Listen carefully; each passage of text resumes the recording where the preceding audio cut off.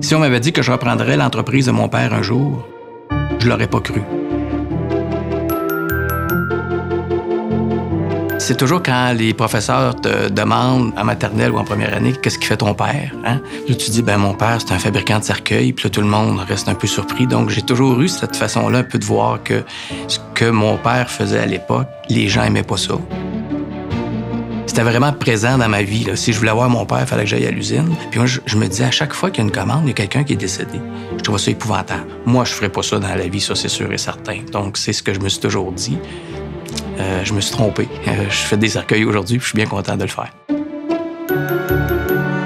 C'est sûr que ma personnalité cadre pas vraiment avec le fabricant de cercueils type.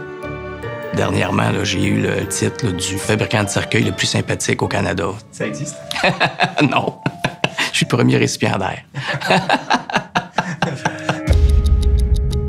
Le 24 avril 1997, il y a un incendie majeur qui a ravagé la presque totalité de l'entreprise.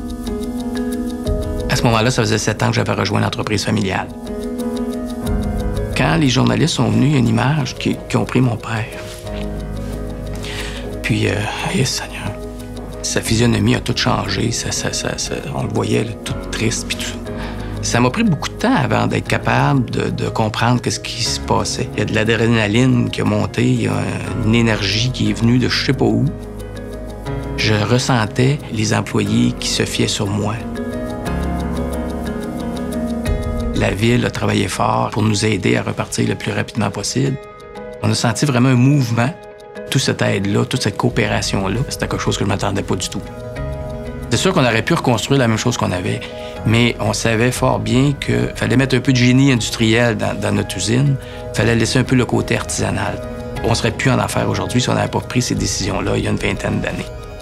Je me trouve un peu fou d'avoir fait ce que j'ai fait. Peut-être que l'urgence d'agir n'aurait pas été aussi forte si on n'avait pas eu le feu.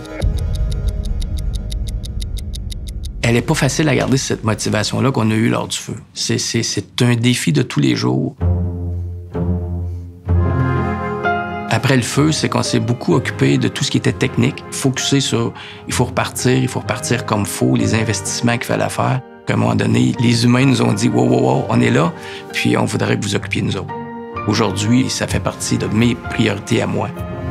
Mon père était d'une autre génération, donc tout ce qu'on fait aujourd'hui, il comprend, mais je pense pas que c'est lui qui aurait accepté de faire des choses comme ça. Il y a 3 ans, mon fils Charles-Olivier a décidé de joindre l'entreprise familiale. Ce que j'espère, c'est que dans 10 ans, l'hommage d'une vie va être encore fabriqué ici à Victoriaville. Moi, j'ai pas géré l'entreprise de la même façon que mon père l'a géré. Je lui suggère de pas gérer les gens de la même façon que son père a fait parce que tout évolue dans la vie. C'est ce que je lui souhaite. Là. Puis je lui dis ça pas tous les jours, là, mais toutes les semaines.